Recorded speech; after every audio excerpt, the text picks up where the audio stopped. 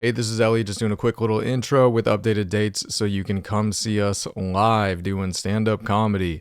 If you want to see our esteemed guest, Chris Riggins, go check out his Instagram at Chris Riggins Comedy, and do the same for myself and Arijana. Go check us out. That's where we'll be posting show dates when they're popping up, and it'll be the most up-to-date information. So yeah, as always, enjoy the podcast, rate, subscribe, tell people, have fun, be safe, live life, enjoy it. Bye. Okay. Right. Oh, wait, how do I start? Hi, Mariana. Okay. Yep. We're ready. Nailed it, buddy. My name? You got it. Okay. Hi, I'm Mariana. And I'm Arijana. And okay. All right, Elliott. I can't believe that happened. Damn it. And this is Burn in the Light, the podcast where we bring comedians on to share their cringiest, wildest, and most salacious stories from their time in comedy. Very, very excited to have an excellent comic, very funny. He tours with Chappelle, also the most stylish comedian I know. It's Chris Riggins. Hey, what's I up? always feel like I need a clap when I do. I mean, we're intro. used to applause when Yeah. we get introduced. It's Yeah. very weird sometimes when you don't Yeah, have it. But I feel like I'm hosting, and then I'm like, I need to bring the next comic up. right, You know? I feel like though so, the people that are watching this are clapping. I feel like Yeah. your fans are clapping. yeah, Oh, yeah, they're our excited. fans know. Yeah. Our fans know. They We, sound- we tell seem- them, you clap. Yeah, Clap, damn it. yeah. You they review better, and you clap. They better send us in a voice note them clapping. That's what I want. We'll cut it into the episode. Yeah. But very excited to have you. Like I said, you. most stylish comedian that I know, truly. And this was my idea. So I was gonna tell you this before we started recording, but you were saying you kind of are interested in starting a podcast. I think what you should do instead is do like a styling show, like where you style comedians, because there's so many Yeah. shitty male comics like that just wear bad clothes. Yeah. Like I'd love to see you like style all the guys at the store or like all That your would be buddies. dope. I think that's a great idea for I think you. that actually I was thinking about doing something like that. I talked to Yeah. one comedian, like I was thinking about bringing back like fashion police Yes. thing, but renewed for this day and age Yeah. because like I don't think we can get away with the Joan Rivers version where Yeah. we just Yeah. eviscerate people. Sure. I think Yeah. we have to have that lighthearted, like, hey, Yeah. this outfit would be better if you did this. Yeah. But good, Yeah. you know, we want to Yeah. encourage people. So I think that might be a good idea. And have people who are actually stylish on the show. Like, Yeah. no offense. Like, some of the Yeah. people they had hosting it was like, what are we doing? Yeah, You I think know? there's here's the thing. Like, I think one thing a lot of people forget is like there's a difference between style and fashion. Yes. Fashion is like Yeah. Gucci and Mhm. Prada and Fendi and all that. When you go to that Mhm. store and you buy those name brands, those are fashion names. Those Yeah. are fashion brands. And Yeah. yes, I'm sure they have some stuff that was on the runway that looked really good that Uh-huh. you want to try, but that's not style. Yeah, yeah, that's yeah. that's someone's style, but it's not Mhm. yours. So you kind Mhm. of gotta like find your style. Yeah. And I think a lot of people are scared to do that because they're afraid that people are gonna roast them. Yeah. Did you love fashion or comedy first, or was it in tandem? Probably fashion. Okay. Like I've yeah. always That's kinda, very Rihanna of you. Yeah, I kind of think I've always been into the clothing thing, and then Yeah. someone would say you should do comedy. What? Yeah. And it was funny because when I first started comedy, I had someone who was sort of showing me the ropes, Mhm. and they told me, when you go on stage, don't wear flashy stuff, don't wear Okay. a lot of colors, Yeah. don't do because you don't want people to be distracted Mhm. from your jokes. And then I did that for a while, and then I started noticing, wow, we all look exactly. Yeah, The got same. the uniform. Yeah. And then when you get in a room where everybody's funny, then you're like, okay, we're all funny. We all look exactly the same. What Mhm. stands you out? Mhm. And then I notice also people that do say that often are the unfunny ones that want the funny ones Yeah. to, you know, yeah. dumb themselves down. And then I Yeah. realized, you know what? Nah, fam, I'm about to start, exploding myself, Yeah. expressing myself visually as Mhm. well as through what I say. You Mhm. know, it feels Yeah. good to be on stage looking good. Yeah, I really struggle with it because I love clothing. I love fashion. Like outside of comedy, I really can get like, I love Gussied up. Yeah, gussied up. Exactly. But I just on stage, I mean, I think I still dress like myself. Like I think I still look cleaned up and things, but it's pretty like a low key kind of still athletic, but like put together version of myself. I've never worn a dress on stage. I've Really? never worn a skirt on stage. Do you feel like you'd be uncomfortable if you did that? Yes. Yeah. Then don't do it. Yeah. Don't. But then I'm also like, I would do that in my normal life. you know, like, so we'll see. I don't know if I host potluck. I know the tradition is to like, you know, kind of dress up a little bit, dress maybe a little bit more up. But you know, it's like whatever's comfortable to you on stage. Like that's the thing about it. It's like if you're not comfortable in a skirt on stage, it's gonna show. Yeah. Well, really, for me, it's like I don't want to put all this effort into looking cool and then bomb. You know, like you know what? I say looking good while you bomb cuts the bomb in half. It's It's hey, like it was a go. bomb, but I looked good doing it. It's like, Best damn looking bomb you've ever seen. That's hilarious. Truly. You got to own it, you know, because my philosophy on bombing is just don't bomb. Yeah, no, exactly. Just don't. Don't let it happen. Just don't. It's like, honestly, I think what happens is people give too much energy into what is quote unquote bombing, and every set is a learning curve. It's a process. Yeah. Like, because if you try new jokes, if you're actually getting better, you're going to have sets where it doesn't explode like you want, but those jokes will grow and get better. Yeah.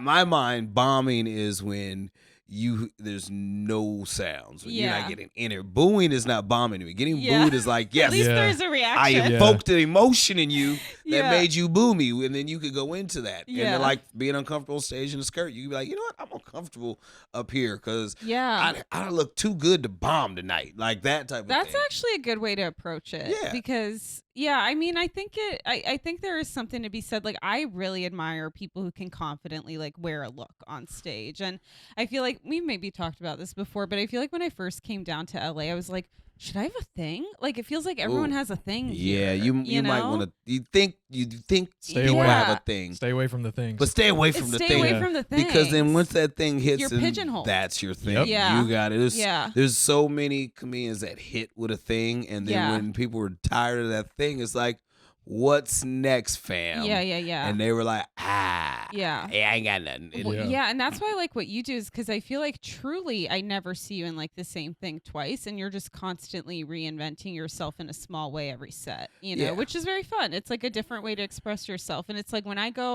you go on stage, it's like maybe I don't know what to expect from you, which is kind of fun. Well, I like to. I think one thing that I do on stage is I try to be in the moment. You know what I mean? I think a lot of comedians have their joke, they have their script. Yeah. And to them, it's go up, do the script, and if the script doesn't work, oh shit. Yeah. Whereas me, I'm kind of like, I'm gonna go up and be in the moment, and I have a script, and if I can get to that script, great. But if not, we're just gonna be in this moment. Yeah. And I think a lot of times audiences really appreciate the the elephant in the room style, where it's like, we're gonna talk about the room, what's happening in this moment, and I will tie in some jokes that I have written or some things that I'm thinking. But overall, the whole point is in the moment, especially when you're doing like 3-minute sets in the OR on potluck. Like, you know, when you have time to actually build a set and build a rapport, you can you know, whatever you got to do. But I feel like when you have 3 minutes, it's easier just to go in and see what's happening right then in that moment and try to bring that to light and try to put some fun into that and make people realize, okay, we are here.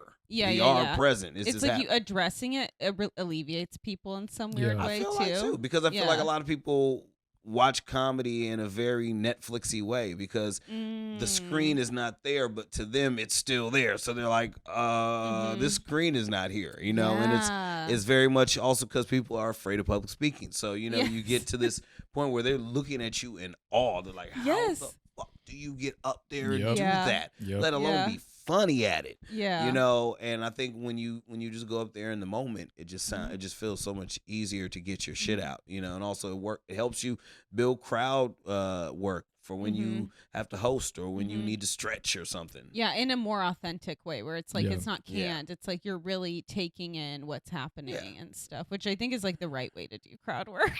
You know? No, I'm the same way.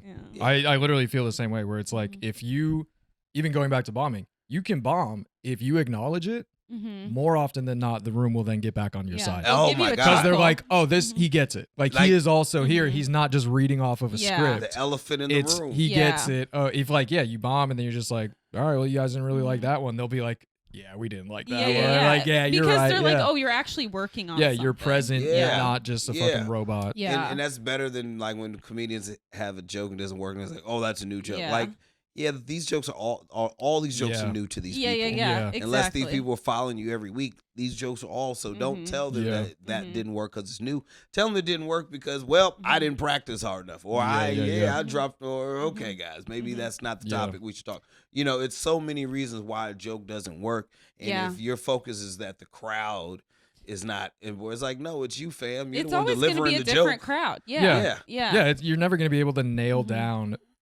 I mean, you could nail down why you bomb if it's you, but it's like bombing's going to happen regardless. Nothing is uniform. Nothing, nothing is one size fits all, especially when it comes to a sense of humor. Some people laugh at this shit. Some people laugh at that shit. That's just how it is. Right. Sometimes you're going to get people who don't laugh at that shit, and that's going to happen. It only really matters if you don't do any more shows after that. Right. Because then it's like, well, my last show was like, I bombed. But it's like, if you're doing more shows, it's like, oh, that one sucked, but I got another one coming up next week. I think so it's who a knows? really bad choice to bomb and blame the audience, because then that means that you didn't think like, oh, here's what I could have done next time. Or even if they are truly the problem, you can be like, maybe this audience would have responded to this. 2% of the time is the audience. Yeah. I will say, Eric, there are some times where all of us are backstage and we're looking at this crowd like, yo, this crowd is fucking whack, bro. And everybody can actually say, because not because we had bad sets, just because they weren't giving energy. They weren't really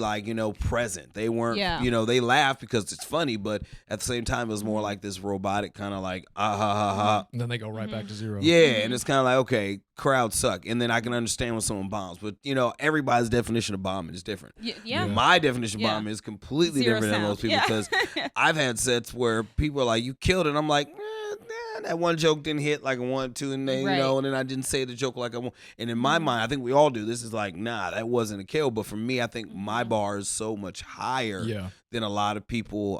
That when I bomb, that's another person's great set. Other people, like, oh, I wish I had that set. I'm like, yeah, fam. Wait till you see my really good set. Yeah, that's a good point. That's a good point. Everyone does have a different definition. And I think it also depends on where you're at in your career. Sure. Like if you're still on a level where you're doing open mics in bars, your average of bomb is gonna be bigger than your average of hit. But you want to change that. You want to have more good shows than bad shows, to the point that you're having good shows no matter what. You know what I mean? Because how old were you when you started comedy? I was 32, 31, 32. Okay. I thought much younger for some reason. No, I was old when I started comedy, because I had 2 kids when I started comedy. Wow. Basically. What made you want to start at that age? Somebody challenged me. Oh. Someone dared me. Okay. You have a vengeful, competitive spirit. Yeah. Well, I was drinking then too. It was it was one of those things where I used to work in San Francisco and party marketing. I work with this company called Ankh Marketing. They do concerts, parties, of social events, like community events. They work with a lot of activists, plus very big artists like Mos Def. I mean, Yasin Bey. Sorry, Yasin Bey. Easy now. Eric Badu, right? They helped create the Rock the Bells platform. They do shows with Talib and all these really big artists, including they were doing stuff with Dave Chappelle a long time ago. And 2 of the people that I met through working for them, one of them is Brian Trent. He is actually the manager of the singer D'Angelo. Oh, okay. And so he's known Dave since Dave was broke in New York, living in an apartment across from D'Angelo. And then the other guy is one of Dave's close friends who I've known for a minute. They both were. I was roasting them basically. I was drunk and talking shit. Drunk and talking shit. And they were like, "Oh, you funny? Okay, bet. Well, we got Dave coming into Oakland in 2 weeks. Let's see how good you are." That's when you met Dave? That's the second time I met him, but this is the first time I got up on stage. Is they were like, "Well, we're gonna put you on stage in front of Dave." That sounds like a nightmare scenario. Wait. You opened for him, or he was in the audience? I opened up for him. Like that was your first time ever doing first comedy. time doing stand up. I opened up for Dave Chappelle at the New Parish in Oakland off a bet. How'd it go? A drunken bet. It went great. For me, for a first timer, it went great. Like, I actually. How long was the set? My first set I did 15, and my second set I think I did 25. I didn't know. This is because the homie that put me on stage, he went up. This is already the craziest story we've ever had on this podcast. The homie that put me on stage went upstairs to get drunk with Dave. and left me out there, and I didn't know what a light was. I didn't know what nothing was. They just left me out there, and I just was talking. Did they give you a light, or were they? Yeah, just like, eventually he came back and gave me a light, and that's when I said, "All right, y'all, that's my time. Da da da. Give it up for yourselves." And I walked off stage, and then. Did you have any nerves, or were you just like, "I'm just gonna do this"? I was nervous. Were you drunk? Yeah. I used to drink, so yeah, I wasn't drunk, but I had some alcohol. Yeah. You know, I had some bourbon to calm my nerves and loosen up the lips a little bit. Yeah. Just like now, that's the universal part of starting. Yeah. The opening for Dave Chappelle part. Yeah, not relatable. Not This is really. not relatable at all. But the Chris. loosening of the lips with the alcohol, yes. Every comedian should start off drinking. Yeah. Get sober later. Yeah. Start drinking. Okay. Great advice here from Chris Riggins. Yeah. Everybody Yeah. get drunk off your ass and open for Dave Chappelle. Yeah, that's the ticket. And that's If all Once it you do takes. that, you're home free, guys. Isn't that how we all start? I guarantee it. Yeah. Mine was with Seinfeld. Yeah. No, I Oh, did. Jer. I had like 3 jokes Yeah. prepared. Because I thought I was doing 5 minutes. I thought I was gonna do 5, 10. Like I don't, actually, you know what? I don't know even how long I thought I was doing. I thought I was doing these 3 jokes and I'm done. I'm gone. But they're like, you stay up there until we come get you. And I'm like, okay. And I'm not gonna act like the fact that most of the crowd was people that I know and people that have known me for a long time, and so I may have been able to ride the wave a little bit of them supporting me in that circumstance. Sure. But that's also a night that I learned something about opening for people like Dave Chappelle and big names like Chris Rock and stuff like that. Is that when people come to those shows, they're coming to laugh. When people come to the Door Guy show or whatever show that we put on at whatever bar or club we can get in, those people come with make me laugh, prove you're funny. Whereas they see if you open for Dave, well, obviously you're funny. Obviously that man thinks you're good enough to go on the stage in front of him, so we do too. It's kind of like a stamp of approval a little bit. That built-in trust. Subconsciously. Yeah, they have trust that if you're with them, then you're fine. Yeah. So I mean, the first set went good. They asked me to come back to do thing, so I did good. I didn't really have my first crash until I got outside of that sphere and went into the real comedy world. Open mics, And I had to then learn to write jokes. I had to learn to craft a joke. I couldn't do crowd work like I wanted to. Like I couldn't just go up there and start talking and making up shit. I had to actually think about it, and make it look like I'm making this up on the spot. Yeah. And I think, that also, my background in rap and speech and debate competition helped me because I didn't know you did speech. In college and at City College San Francisco, I was on the speech and debate team. Forensics, 5-row pie. What's good? I love that. Yeah, I did poetry, prose, duo. Amazing. And a duo interpretation competition, and so doing that gave me the ability to be able to pace and know timing and when to drop a punchline and all these things, so that helped. And then also I as every young black man did in the 90s, I rapped. I rapped in a jazz band that traveled the world, so I did. You had performance experience. I had performance of experience. Being confident on stage. You're used to being on stage. I know how to be, and then also years of party hype man. Like I would be the guy you can connect with at people the party quickly. with the DJ, screaming, "Yo, get up!" That dude, Funky Master Flex, whatever. Yeah. So I had, like you said, performance experience. I was not unfamiliar with stage presence. Yeah. It's just that now there's no DJ, there's no band, it's just you. there's no Naked other on body. stage, It's me by myself with my thoughts, and I think for what I started off, I did pretty good. And then it was just a matter of getting better, and so how long, so I'm curious, like, so you did that set for Chappelle and you kind of meet him and do your kind of first few sets. And then when did you start like touring with him? Like what was the time gap there? Oh, it's been a big time gap. Actually, I didn't start touring with him until this year. This is the first year I actually went on tour with him. Like I've always opened up for him in San Francisco when he comes to the Punchline or when he's in Northern California. I'm always there. I'm opening up for him there. But I never went on tour and opened up for him. Yeah. So this was the first year I did that. That must have felt special for you to like have that full circle kind of moment. Ariana, I'll be real. It's very emotional. It was very emotional for me because this industry, this career is very fucking draining on your emotions and your mental stability and stuff. We were just talking about that. It's very, because as many shows as you can do, you're always seeing someone do a better show or doing more shows or doing the show you want to do. Get the TV thing. You know, and you start to get very, very kind of jaded and bitter, and you start thinking, okay, this is rigged against me. It's personal, and then you realize it's not personal. Often you're standing in your own way, and I've realized that through going, becoming sober and getting in therapy and all of that. The reason why it just happened this year is because I wasn't ready for it to happen to me.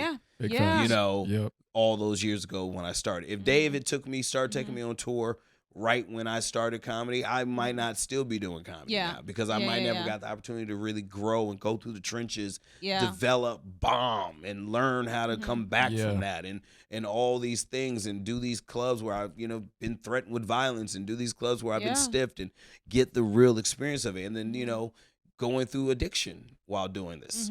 You know what I mean? Like I couldn't have done this job addicted, because I would have been blowing all my money on drugs and fucking up opportunities. So as long as it took to get there, it was very emotional when I'm be real. When his assistant, my girl Heather, shout out Heather, she when she gave me my laminate, because I'd always gone to the shows and I got the sticker or I got the wristband. But I never got the laminate to set all access. Kinko's did this shit. You know what I'm saying? And when she gave me that laminate to sell all access, and I think the number on the laminate was 36. I was like, oh my God. This is better than any gold chain. This is better than a Rockaware chain. This is my ride. And she said, hold up, I'll be right back. She went and got hers, which said number 1.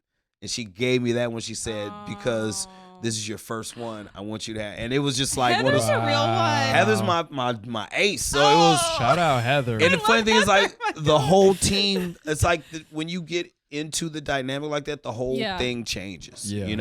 Yeah, I mean, that's such a beautiful thing. I cannot believe that was your first set in front of him, though. Do you think he watched a little and was sort of just He watched the end of my set. He watched maybe about the last 5 to 10 minutes of my first set. Yeah. Because he got on stage and he talked about, a couple of jokes, and then he asked me, is this your first time? Yeah, he said, fucking hilarious for your first time. Yeah. And then he roasted me for some outfit I was wearing. But then we have there's so many stories of him roasting me. Like I did a joke that I thought was the most clever joke in the world. We call it the popsicle joke, but basically the premise of the joke is nobody can eat a popsicle without looking like they're sucking dick. And on its head, on the surface, that's a great joke about humans. But I brought my daughters into it, and it just went left. And Dave was like, "Don't you ever do that joke again."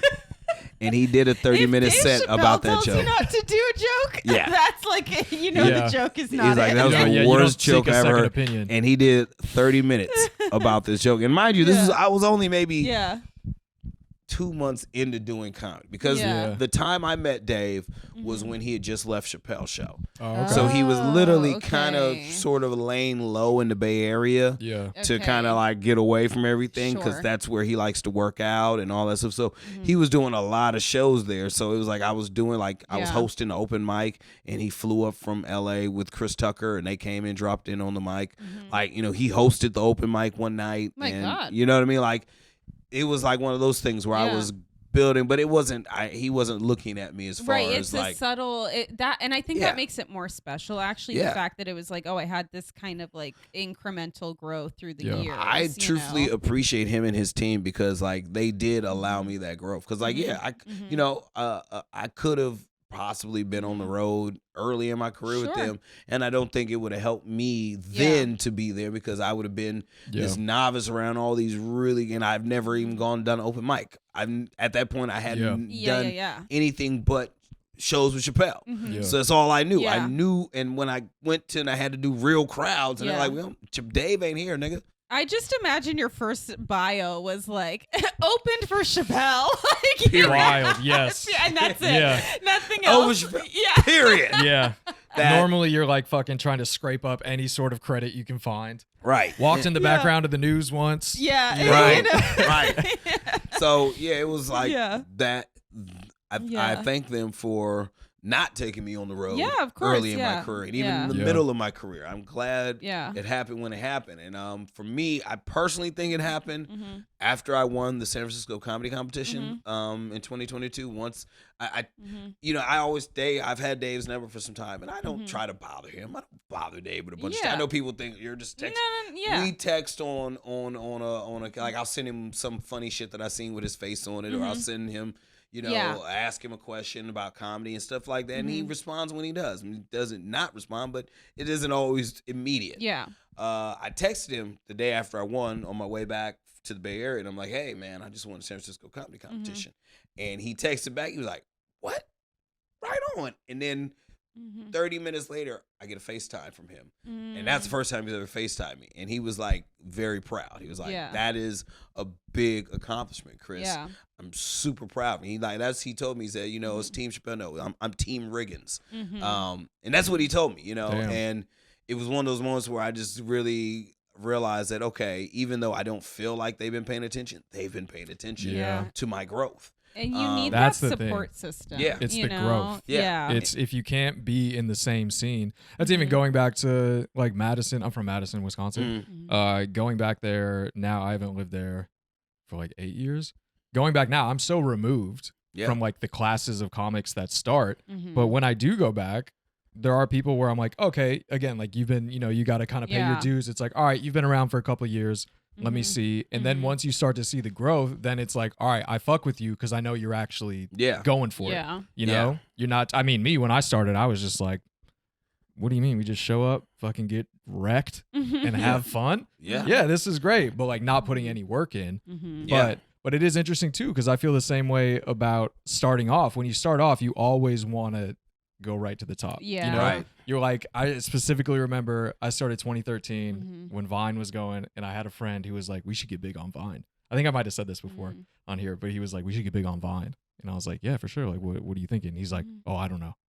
He had no idea, but he was like, he knows that's what but he's like, he's like, if we can get big on Vine, then we can just start doing it. This is literally like when we started comedy. And so again, looking back now, I'm like, thank fucking God that didn't happen. Because then you don't have any chance to learn, you know, how it goes. You don't know how to perform in a bar where no one's fucking listening to you. I'm so happy that when we started comedy that it was like really taboo to post your clips online. Yeah. Because thank God no one has seen my early shit. Like, and I was still pretty good. People were like, hey, you're pretty funny. And I'm like, that was the worst I can't believe I thought that was funny ever at any point. And like now I'm mostly proud of my material, you know, like, but I'm like, the stuff I was writing when I first started, it was not even from a place of like personal I was 21. I had just turned 21 when I started comedy. Like, what did I really have to say? Yeah. You know what I mean? I'm not saying people don't, but I was like, it was not anything. I was so low confidence. I was just not. I had no idea who I was. I had no perspective. Yeah, no voice. And now I'm like, oh my God, I would never write that Kanye West joke I did in 2015. You know, and that's good that you can see that. What was it? It's still comedians doing those Kanye West jokes from 2015. Yeah. So, it's about growth. Yeah. You know, it's good. You should hate your old material. Yeah. Do you know what I mean? Like, you know, every few years you should be cycling and being like, oh, wow, I'm such a better writer than I was 2 years good comedians ago. too. Like, honestly, and it's like you go back to Madison and I go back to the Bay Area and you go back to where you're from and you see people there and you realize, oh, okay, this is why you're still here. Yeah, exactly. And not in a mean way, but just in like you haven't advanced in your material or you haven't found your voice yet. And everybody doesn't find a voice at the same time. Yeah. But I do understand that if you're serious about this, you got to go where the business is and where you're going to be challenged to want to be better. Because like it's definitely a challenge going into the Comedy Store and having to go up there with some of the best in the game, you know what I mean? And if someone decides to jump in before you're set, then you got to go up after them and you have to be entertaining. So you know what's funny? I don't think you remember this, but the first week I was in LA, I got potluck. Oh, and wow. you were on my potluck and you went up, I think 2 or 3 people after me. They like tossed you in or something. I don't know what the deal was. And everybody before me was bombing and like silence bombing, not like supportive chuckle bombing. It was like bombing. Oh, those bombs. And I go up and I do pretty well. Like I was like, oh thank God, because it was really bleak. It was like, I was like, is this the Comedy Store? I was literally like, this is what's happening right now. So I go and I do pretty well. And then I remember watching the rest of the sets that night, and I go, man, that guy Chris was so fucking funny. and then someone goes, I was like, who's this Chris guy? You know, like I was saying to someone, and they were like, oh, he just won the competition in the Bay Area. And I was like, okay. That's why. And I was like, okay, this is all, because you went up and you were so relaxed. And just like, it was actually comical, because I was really like, okay, I know exactly what 3 minutes I'm doing. Like, you know, I was like, you know, really like regimented, and you go up and you're like, all right, like, let's have fun. And I was just like, that was my audition. Yeah. I think that was my audition. I think it was, because then I think you became a door guy shortly after that. Which surprised a lot of people. People were like, why are you being a door guy? You could be on the road. I know. And I'm just like, yeah, there's it's levels to this shit. Yeah. Why did you want to do it? Because I think people become door guys for very different reasons. I wanted to move back to LA.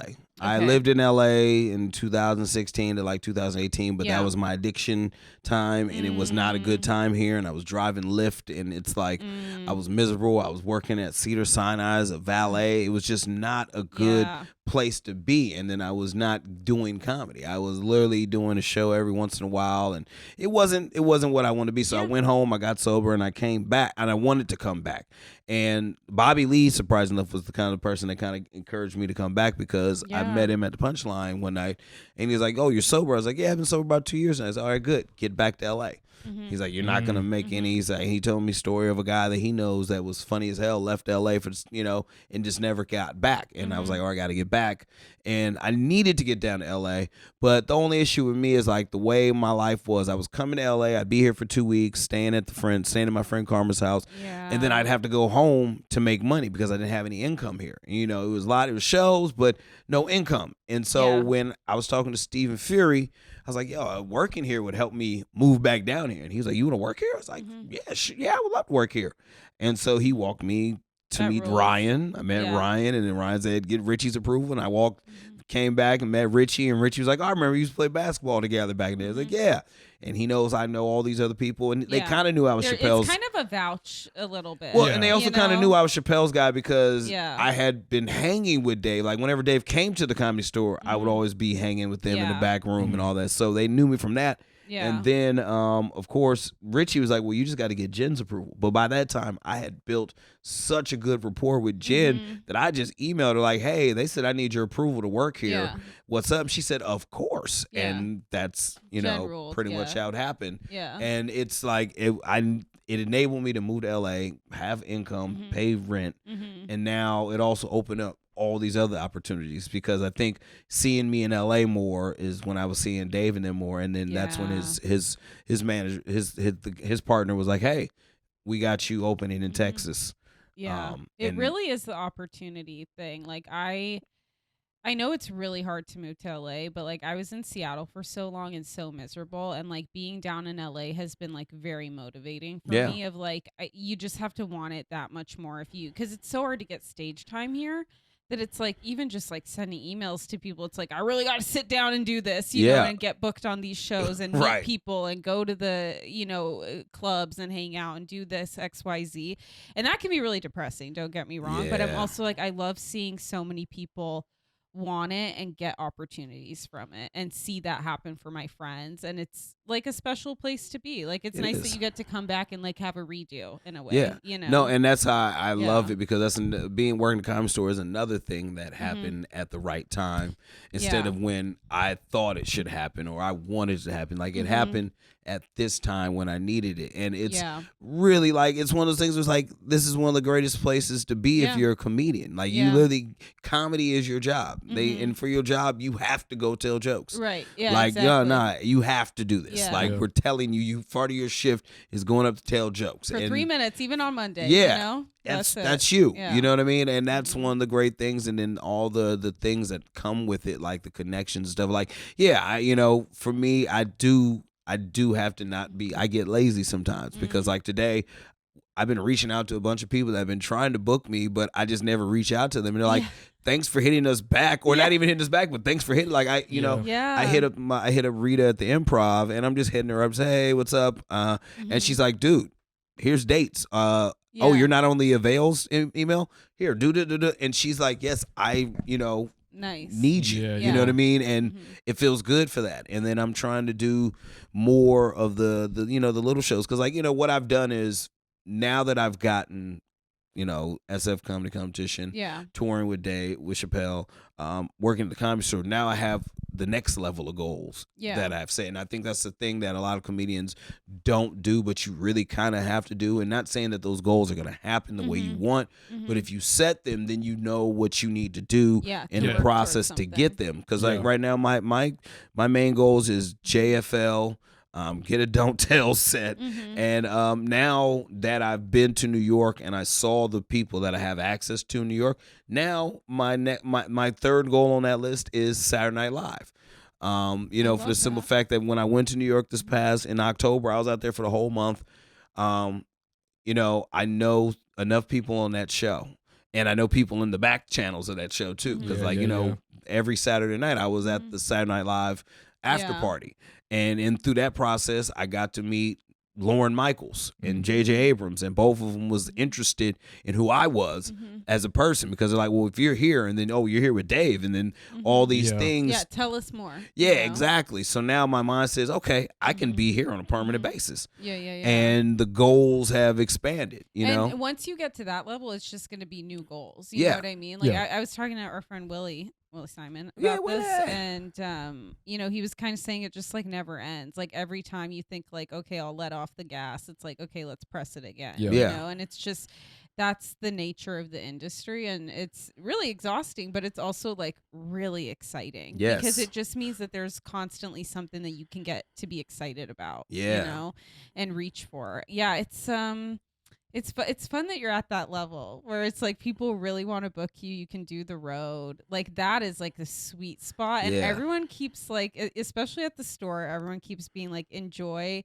these moments. Like when we're all kind of at this level where like no one really knows, like few people will get to that point where they're a household name, but where like no one really knows, or you're not on the road full time or something, where it's like you can enjoy those moments just like loving comedy and hanging out, even when it's really shitty night, just hanging out. I mean, and that's the great thing about the Comedy Store, is that all levels are hanging out. Yeah, exactly. You got newbies who are fresh faced to the game, and you have they have access to veterans who know the ins and outs of it, and like, it's like, even if you don't get to sit down and have a conversation with Mark Maron, you can sit and watch him do sets 3 to 4 times a week and really just watch how he grows a joke. Because like I've watched the set he's been doing, and just see how these jokes have evolved and grown, and how he does them and goes at him, and just his whole demeanor is like, yes, I want that. You know what I mean? And you learn and you watch that, and then you can also see what not to do. Exactly. It's a good learning experience. It's a great learning experience, and like friends, like,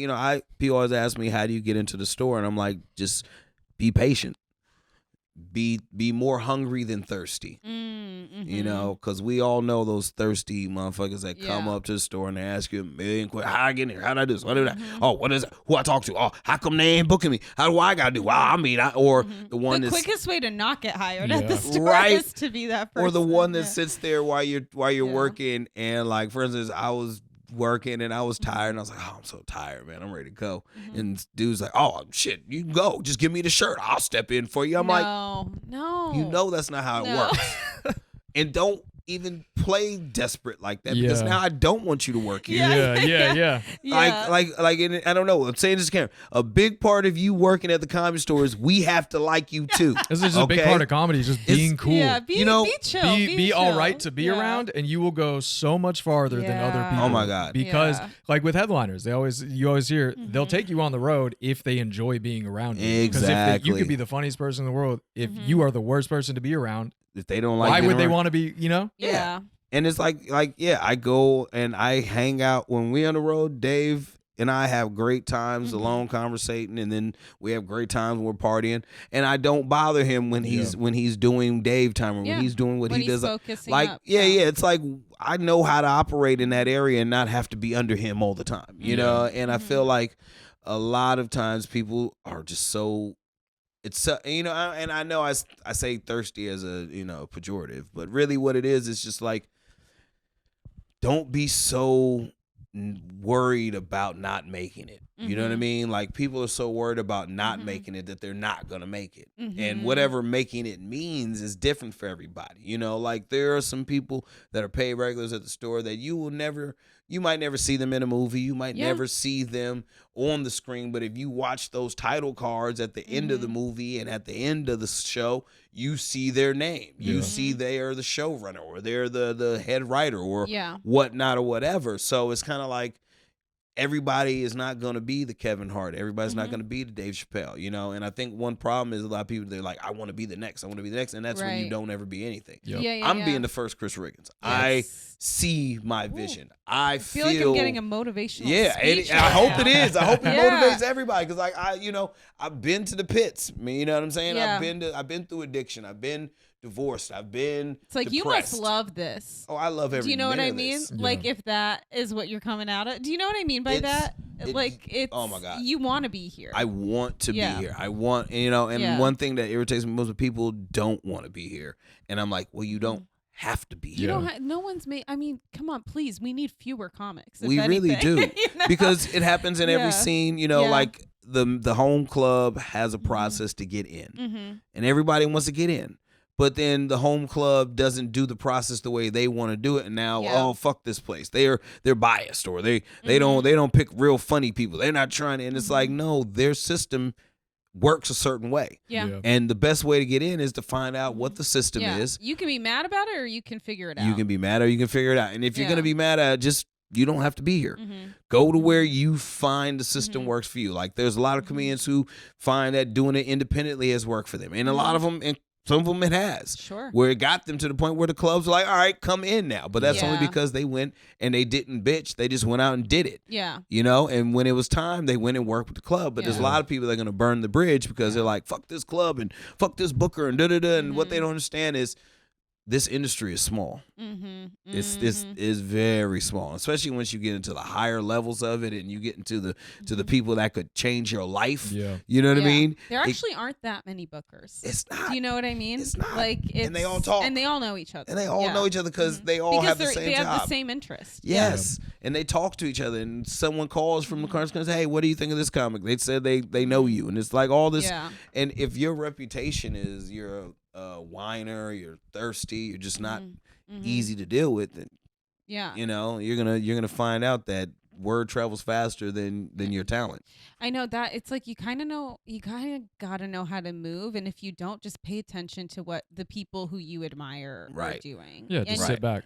Sit back, take it in. My dad always said that. I have an immigrant dad, and they didn't speak English very well, and so he'd always be like, I just watch how the other people were like paying for things or saying good morning every morning. And one day I finally said morning. Like, I noticed some people would say good morning, some people would say morning, and then I just was like, I'll try both on for size. You know, it's like, just pay attention to like, be curious and be interested in what other comics are also doing. And just pay attention a little bit. But, so how long have you been doing it now? You said 2012. So 13 years. I've been doing comedy for 13 years. It might be 14 now. I lost track several times. I try not to count. It's hard to it's hard to count the addiction years because I don't think I was doing comedy then. I think I was I'm the same way. I was kind of like being addicted. I was using comedy as a guise to go and be addicted somewhere. And then COVID and then COVID. Yeah. The funny thing is, like, I flourished in COVID. I don't know how other people felt, but I've made a lot of money and got a lot of stage time during COVID. Where? Well, what it was as soon as COVID hit, I started doing Facebook Live shows. And then I was doing Facebook Live shows for a minute, and I figured out a clapping system, like or laughing, like okay, hearts means you're laughing, and I could see, and I just hope you keep hitting it so I know you're laughing. And then it's so like an income stream that way. And then people were, and then after a couple weeks of doing it, I realized I was like, you know what, hey guys, why don't you tip me for it? Because what it was everybody was stuck at home, so I was like, you're at home. You're not spending your money. You're collecting that. You know? I have access to a restaurant that's closed down that they're allowing me to set their back dining room into a whole little showroom, and I was able to have lights because I was doing shows there before the pandemic. So I just kept doing them.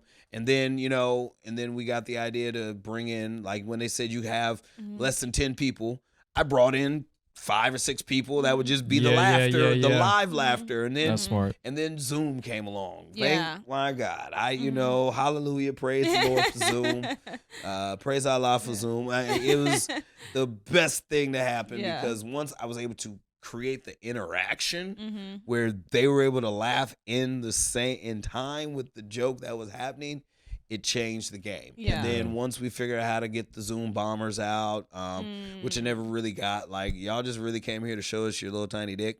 Like, that's wild. Yeah, they were literally doing it. They would like come in the room and then they would try to take over. Now that's thirsty. And like, no, that's grind culture. Yeah. No days off. But once they say COVID, what? Yeah, exactly. I'm still showing this dick. But once we figure out how to keep the password, the meeting secret, and only send it to the people that RSVP, and learn how to go mute everybody, and only and learning the science of it. Because at first, the first Zoom show we did, we had everybody unmuted, which was a terrible idea because people are in their house doing they're shit, using their blender, and that's when we found out how the microphones work on Zoom, which is whoever's putting something in the microphone shuts everybody else's microphone off. So all you can hear is that. So the comedian's talking, but someone eating chips, and you can hear that. So then it's like, okay, we're gonna turn 70% of your mics off, and we're gonna have these designated laughers. And then it got to the point where I had regulars every week coming to see this show I was doing, and it got to the point the show went from 20 people to I think the biggest audience we had. I think we had a audience of 1,000. What? We had 1,000 people. 1,000 people on a Zoom show? We got up to 1,000 people on the Zoom show. I thought you were gonna say like 300. No, we got to. Well, I bought the pro. I was paying for the pro one, so I could have unlimited people. So I think that was our peak. It was like 1,000, but it was like we were always between 200 and there as far as you're like viewers. The first person I've heard talk positively about a Zoom show. It was. So. I mean, here's the thing. It wasn't perfect. Sure, but it is. They what never it is. are. Even real shows. It's the same thing with the process of getting to a club. It is what it is. You're gonna either do it and make the best of it and try to practice your jokes, make a little money, or you're gonna bitch about it, not have show time, and then when the pandemic's over, you're gonna be rusty as fuck, or you're not gonna even want to do comedy no more. If I've learned anything today, it's don't bitch about it. That'll be about it. That'll be our advice. and mind you, don't bitch about it is not the same as not have complaints. Sure. Yeah. Yes, but if you're complaining, make sure you're complaining in a way that you're saying, okay, I understand. I want to make it better. Yeah. Don't bitch about things you can't control. Yeah. That's just a life lesson. Yeah, exactly. It's just, like you can't control it. Why are you worried about it? Yeah, where you're like, you know what? I don't like this, but this isn't going to go away. It's the same with like social anxiety. I have social anxiety, and I'm like, well, I'm always going to meet. There's always going to be people I don't know. There's always going to be social gatherings. That's going to be the part that's not going to change. So I got to figure it out. I got to figure it out. And that's kind of how it really is. And so doing these Zoom shows, we had regulars. People would come back every week who would, this was their weekly entertainment, and they were tipping, $50-$60 each to do this, and then other people were tipping. Then it's like, to the point where I literally was, every week I was making $1,500 off tips doing Zoom shows, because then what happened was other people saw what I was doing. They want to do their own Zoom shows, but they don't want to pay for the pro account. Fine. Pay me and I will run the Zoom show for you. Right. I figured out how to, highlight the speaker so everybody can see the comedian that's talking, and then you're not looking through the screen. Where's the comedian at? Like, they're right here. So I started playing music, but I'm bringing up the comedian to music. I'm playing music before the show. I'm with this. Yeah, I think we think producer Chris. We think very similarly. I think we think very similarly. Yeah, because it's just being resourceful. Yeah, and that's what a lot of comics don't get, and I think that's why a lot of people bitch about, oh, it's so hard to get in here. It's like, okay, well then do your own. Like, if you don't like it, leave. Do your own thing. Do your own thing. You have to figure it out. And then also, if you don't try stuff, you're not gonna understand. Oh, whenever you start something, that's when you're the worst at it. Yeah, like you said, you start the first one, it wasn't terrible, but you didn't know all this shit about. So there's a learning curve to everything. Yes, that's so it's like once you accept that, then starting something new isn't as scary, because you're like, all right, well, I'm gonna suck at it at first, compared to where I'll be if I keep doing it. But also be resourceful, get your own shit, and then also understand, like you said, there's a different different things, different mediums have different rules. Yeah. So a lot of comics would just try to do a Zoom show like it's a normal stand-up show. Yeah. And it's like, it's not like that.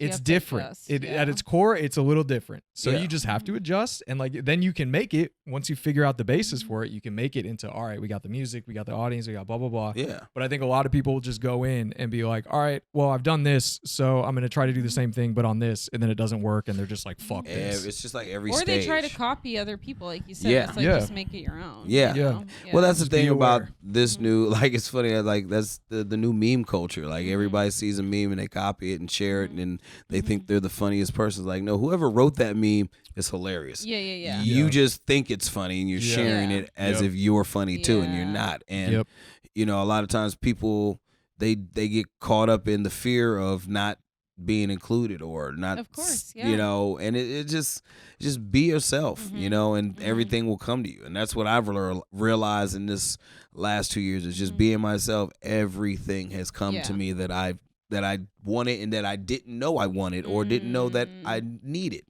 You know what I mean? Like, you know, the partner I'm seeing now, to everything that they've implemented in my life. You know what I mean? This fact that, you know, now I literally am one of the people that are like, I'm not flying, coach. Sorry, I figured this out. I would love to get to that point. It's so much easier than you think. It's literally so much easier because it's like, say you want to go on a trip. You know where you want to go. You know it's going to cost money. You have to budget within your life the ability to do it how you want to do it. Like, I've done poor New York trips where we was staying 5 to a room, or we was staying on friends' couches, and we had to put money together to get a pizza. I've done that.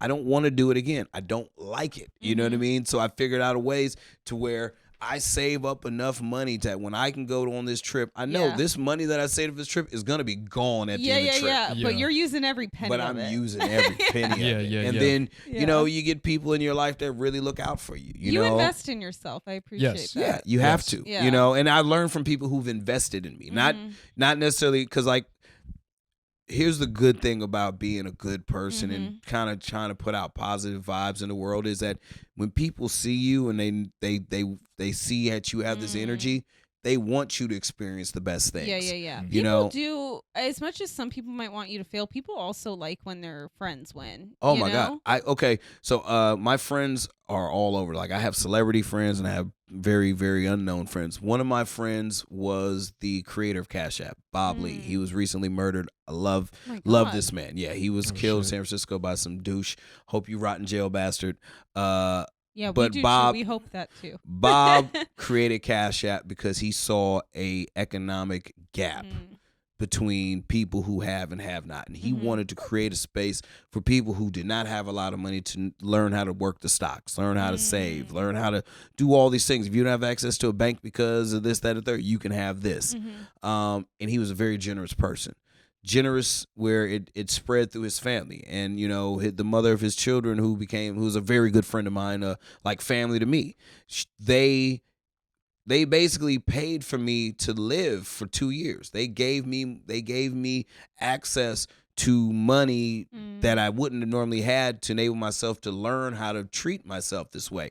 When I went on tour with Talib Kweli, they bought my plane tickets everywhere, and I'm flying better than Kweli. You know what I mean? And they're putting me up in the suite in the same hotel that they're in. So they, you know, like the first time I flew first class was these people bought me, like she bought me a ticket. I'm thinking she's buying me a coach ticket. She bought me a first class ticket with a bed. This is the first time I flew laying down. So then you get a taste of it. You start rolling around and then first class. Oh my God. You get a taste of it and you don't want to go back. And so you find ways to make it happen. Because you know what taught me that? Addiction taught me that. Because I found ways to get drugs. Always have money to drink. I found ways to get drunk. I found ways to get high. So if I know I can do that, I know I can find a way to fly first class when I need to. That's a really interesting. Yeah. It's easier too once you quit because I stopped drinking almost 5 years ago. And, me too. And I don't know if you have this similar moment. I specifically remember the moment I realized I didn't spend any money that week. Yeah. Because I didn't do anything. I was just working, and then I would come home and I go do fucking mics and shit.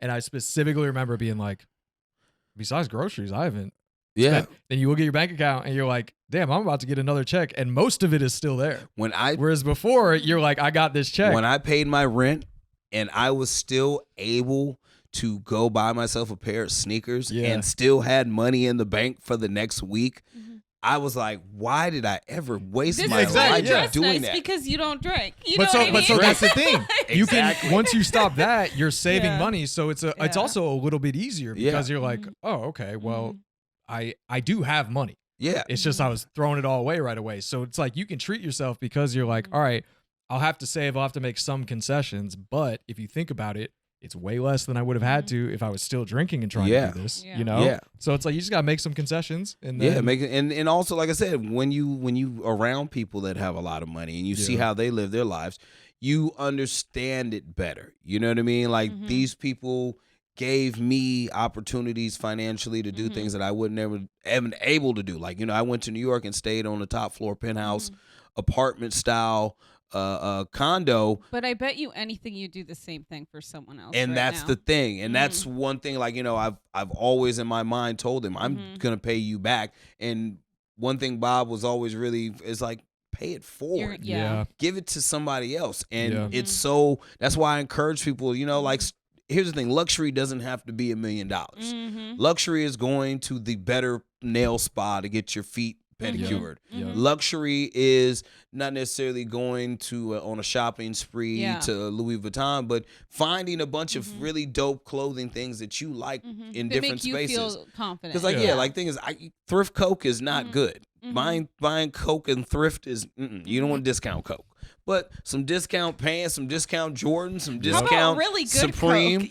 Yeah. Well, you want some really good Coke. like I know Supreme costs $200 to $500, but if I find a used one for $100, sure, that's great. But I'm not. I know good Coke costs $100 a gram. And if I find Coke for $20 a gram, we were just talking about how much Coke costs. I should have problems.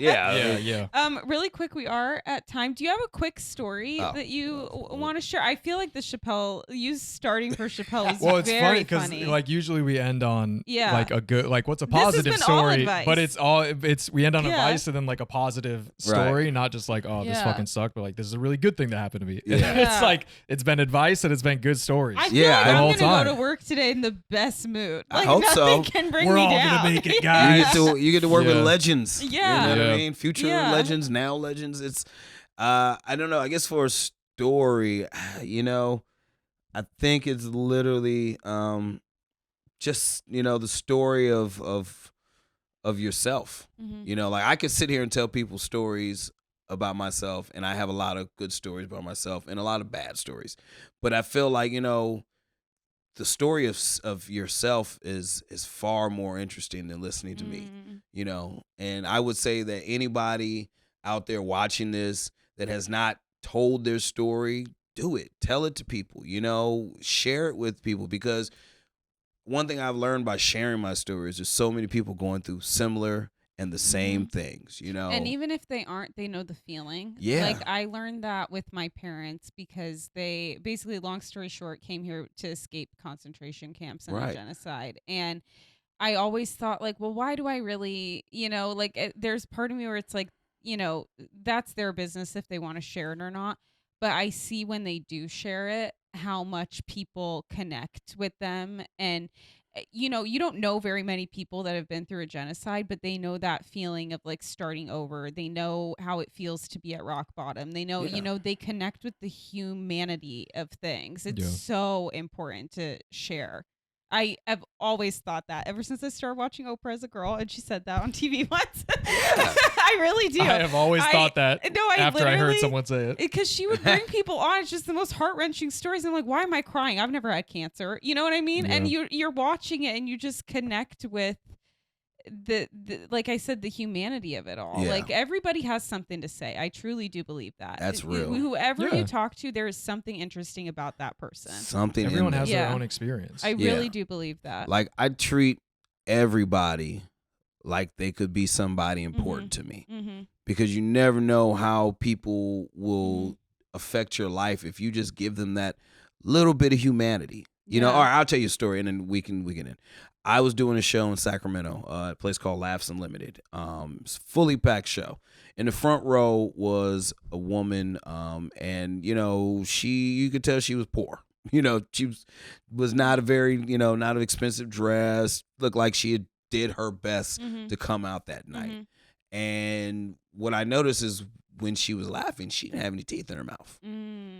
And all the comedians saw this, but none of us made fun of her for it. We could have roasted, and she came up to us after the show. She was like, you know what? I want to thank you guys for allowing me to laugh with my mouth open because I just lost all my teeth from cancer and I'm struggling with it. And I didn't want to come out. I didn't feel pretty. I don't feel beautiful. And she was just shitting on herself. And I stopped her and I just hugged the fuck out of her. And I said, you are a motherfucking dime piece. You came out and you opened your mouth for us and we appreciate you and you make us feel important. Because if we up there and nobody's laughing at us, we feel like we aren't beautiful. We feel like we are ugly. It's that and reciprocal energy. Oh my God. And it's just one of those moments where, you this comedy game is hard as fuck. But when you impact people's lives like that, it's the greatest feeling ever. And it makes you want to do it even more. So that's why I say anybody who wants to do this, commit, do it. When you win that San Francisco comedy competition, when you get the job at the Comedy Store, it makes every shitty open mic, every bad promoter, every 14-hour drive for 20 minutes of stage time, it makes it worth it. It's worth it. Chris, I love you, man. I do. Thank you so much for doing the pod. We really appreciate you. I'm glad you guys had me. I'm glad to come over. Amazing. Okay, well, I'll see you at work. Yeah. See you in a couple hours. Well, where can people find you?